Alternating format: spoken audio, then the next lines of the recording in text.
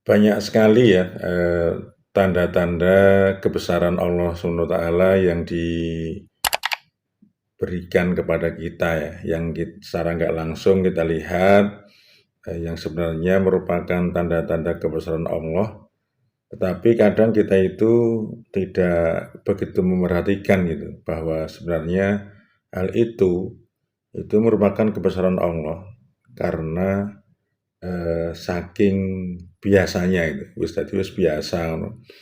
Dadi wis biasa, dadi ra ketok yen kuwi sebagai kebesaran Allah. Banyak kan, misalkan kayak udara sing setiap hari bisa kita hirup dengan baik untuk kebutuhan nafas kita ya, saking biasanya kan awake dhewe ra gagas yen kaya ngono kuwi satu kenikmatan. Nah, ada lagi teman-teman semua ya, ada lagi satu hal yang sebenarnya Allah itu memberikannya kepada kita sedemikian banyak ya. Tapi kita itu kan nggak begitu memperhatikan kalau itu merupakan satu kebesarannya karena iya orang ono wujute gitu. Ora ono wujute. Ora ono wujute dicekel ra iso, dirasa nggak bisa, tetapi ada namanya. Oh, jadi nek jenenge ya apa itu? Waktu. Waktu itu kan anu ya, apa ya, satu waktu ya, satu waktu, sesuatu yang tidak ada unsurnya itu. Jadi waktu kira ada unsur ya. Jadi kalau benda, kalau barang sekecil apapun atau ada bentuknya bagaimanapun itu kan ada unsurnya. Tapi yang namanya waktu, nah, kira ini unsuri itu teman-teman ya.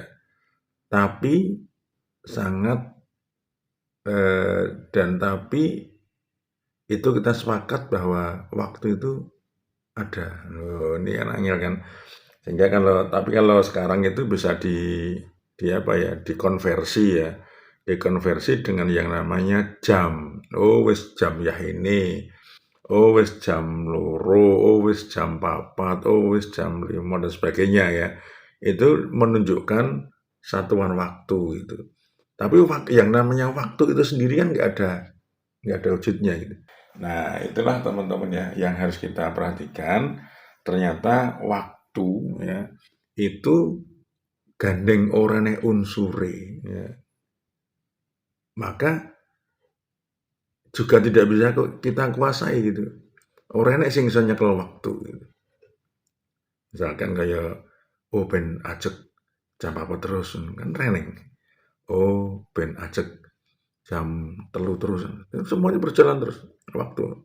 Ya kalau kita katakan detik demi detik, menit demi menit, ya itu kan satuan waktu gitu. Tapi yang namanya waktu sendiri kan orang ono rasane, orang ono bini gitu. Nah itulah kuasa Allah Subhanahu wa taala. Untuk itu teman-teman, mari kita memperhatikan yang namanya waktu ya agar kita bisa menikmatinya dengan sebaik-baiknya ya karena itu merupakan satu anugerah. Kalau kita kelewatan ya udah kita nggak bisa kembali ke waktu kemarin ya. Kalau kita udah lewat sedetik saja itu udah beda ceritanya. Maka perlu kita ingat teman-teman pesan Rasulullah ya agar kita itu benar-benar memanfaatkan masalah waktu ini agar kita tidak meninggalkan atau kehilangan satu momen tertentu yang akan menyebabkan kita itu rugi atau menyesal gitu ya. Ada satu hadis yang mengatakan ightanim khamsan qabla khamsin sababaka qabla haramika wasihata qabla sakomika wa ghinaka qabla faqrika wa faraqaka qabla saglika wa hayataka qabla mautika. Ini satu pesan hal yang yang perlu kita ingat gitu. Rasulullah itu berpesan gini, kowe kudu ngiling-ngiling ya, memanfaatkan lima hal sebelum datangnya yang 5. Jadi ini urusannya dengan waktu ini, teman-teman. Kowe kudu ngelingi 5, ya, memanfaatkan 5 sebelum datangnya yang 5. Apa itu? Yang pertama adalah sababaka qabla haramika. Manfaatkan masa mudamu sebelum masa tuamu. Ya, mumpung cik nom, ya. Mumpung cik nom sebelum tua, ya, karena kita lihat lebih banyak, ya, lebih produktif di masa muda daripada ketika kita sudah tua. Maka ketika, ya, kita masih muda, manfaatkan semaksimal mungkin untuk menjadi hamba Allah yang baik, ya. Ngajine cik kuat sak dodokan sak jus cik kuat cik nom-nom itu. Yen wis tuwa alah ngaji lagi orang lembar sok ngantuk. Itu biasane ngono kuwi. Terus cik enom rasa nganggo kacamata cik iso, bareng wis tuwa arep kon ngaji alasan kacamatane lali, ra nggawa kacamata ora iso maca, ngono-ngono kuwi. Maka banyak sekali perbuatan-perbuatan yang bisa dilakukan anak muda dan menjadi keluhan ketika dilakukan pada masa tua. Maka dari itu, manfaatkan betul ketika kita masih muda, jangan sampai masa muda kita itu sia-sia, ya. Jangan sampai masa muda kita itu sia-sia, hanya banyak waktu yang terbuang percuma gitu. Maka manfaatkan nanti, karena nanti kalau yang wis tuwa ya terus gelo, wah ndek zaman aku nom kok ora ngopo-ngopo dan sebagainya gitu. Cek maca kuat, cek linggih kuat, zikiran kuat, sholat kuat dan sebagainya, ke orang ben-ben. Bareng wis tuwa, sithik-sithik kakean alasan, sithik-sithik kakean sambat. Udan sithik sambat semlang masuk angin, yen cah nom kan cek kuat udan-udan. Wong tua wis ngono kae. Ya gitu. Itu teman-teman, ya. Jadi manfaatkan masa mudamu sebelum masa tuamu. Ini yang penting.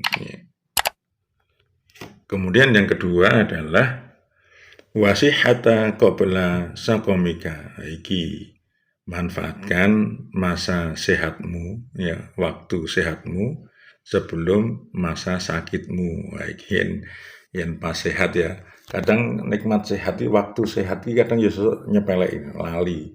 Jadi pas sehat iki dimaksimalkan untuk meningkatkan amal-amal kebaikan yang bisa kita lakukan itu. Ojo nganti kita menyia-nyiakan waktu sehat kita itu percuma gitu. Engko yen pas loro lagi kelingan, wah ya yang dhisik pas sehat orang ngono, orang ini, orang ngono, orang ini.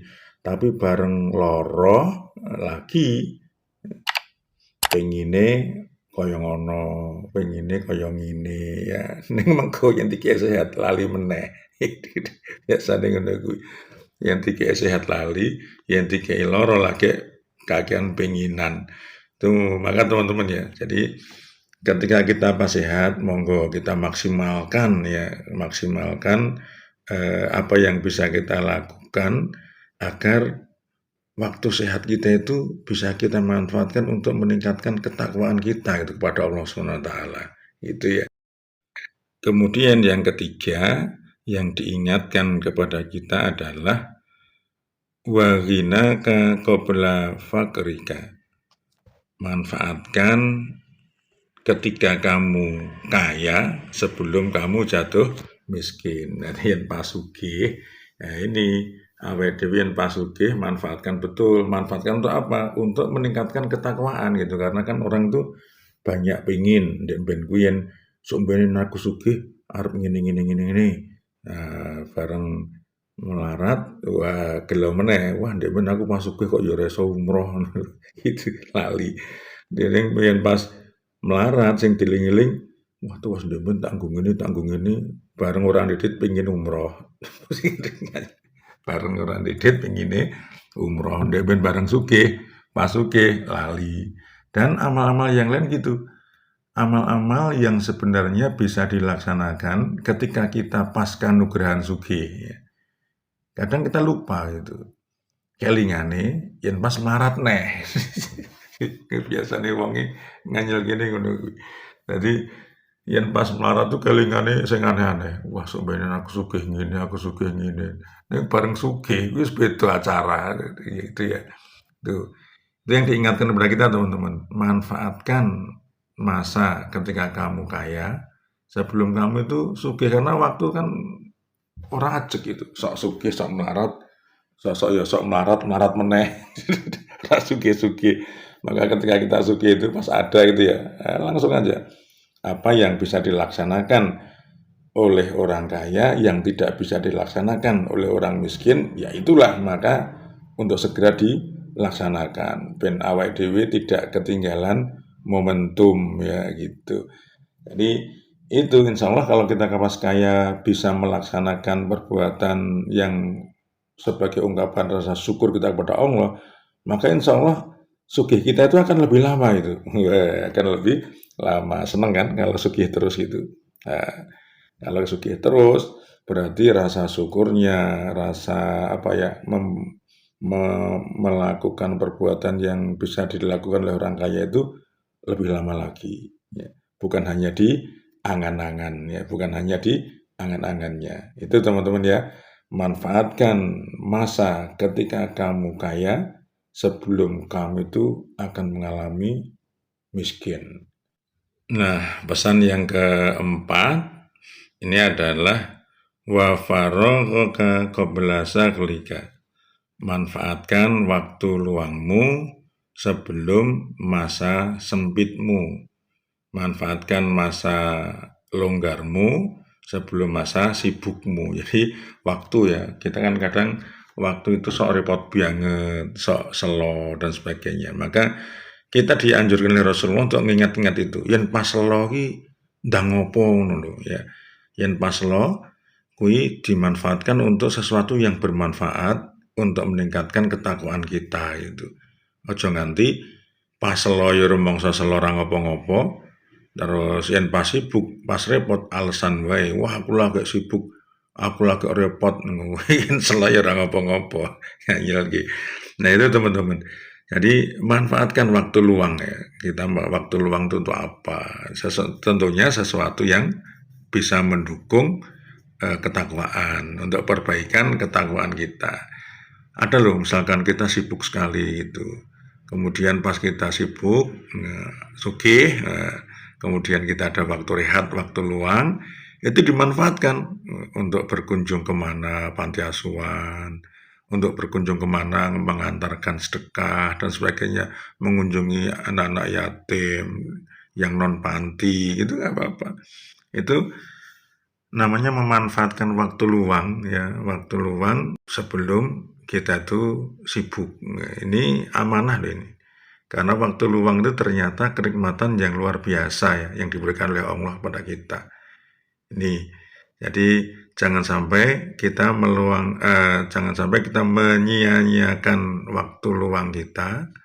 Nanti apabila kita sibuk, kita akan nggak sempat lagi untuk berbuat seperti ketika kita bisa melakukannya di waktu luang ya. Jadi biar nggak kecewa aja, biar nggak menyesal aja, wah bareng ngerti ya pas longgar kayak gini dan sebagainya ya gitu. Kemudian pesan yang kelima adalah wa hayataka qabla mautika. Jadi manfaatkan mumpung kowe cek urip sebelum kowe iki mati ya. Jadi awake dhewe iki masih dikasih hidup itu dimanfaatkan ya. Jadi kualitas hidup kita ditingkatkan agar kita itu hidup yang bertakwa gitu. Jadi itulah beda nih. Mengko yen wis mati gelo. Waduh, ada penyesalan ketika mati ya. Hidup yang bertakwa itu yang bagaimana? Ya hidup yang diperbanyak dengan perbuatan baik gitu. Yang kita mampu apa, perbuatan baik apapun ya, kita jangan menyia-nyiakan perbuatan baik meskipun kecil ya. Jadi ibarat sekedar kita itu nginggirke kerikil neng tengah dalan ndak nyandung bocah. Kuwi wis dianggap perbuatan baik. Jadi nenek ngerti ana watun tengah dalan, kuwi diinggirne engko ndak marake nibake bocah, nibake wong. Aja malah ditambahi, malah ditambahi wattune ben akeh, malah apik yen do tiba, malah nganyel deh. Itu jadi kalau ada penghalang di tengah jalan diinggirke, itu sudah dianggap perbuatan yang baik. Apalagi perbuatan baik yang lebih besar dari itu. Jadi manfaatkanlah kita, mumpung masih dikasih hidup oleh Allah Subhanahu wa taala. Semampu kita, wujudnya apapun, itu perbuatan baik itu akan mampu meningkatkan ketakwaan yang ada pada diri kita semua. Mari kita ingat sekali lagi, manfaatkan masa mudamu sebelum masa tuamu. Yang kedua, manfaatkan masa sehatmu sebelum masa sakitmu. Yang ketiga, manfaatkan masa kayamu sebelum masa miskinmu. Yang keempat, manfaatkan masa luangmu sebelum masa sibukmu. Yang kelima, manfaatkan masa hidupmu sebelum masa matimu. Jadi itu yang perlu kita ingat ya, 5 hal sebelum datangnya yang 5 yang lain. Demikian teman-teman, insya Allah mudah-mudahan bermanfaat dan bisa menjadi pelajaran untuk kita semua. Assalamualaikum.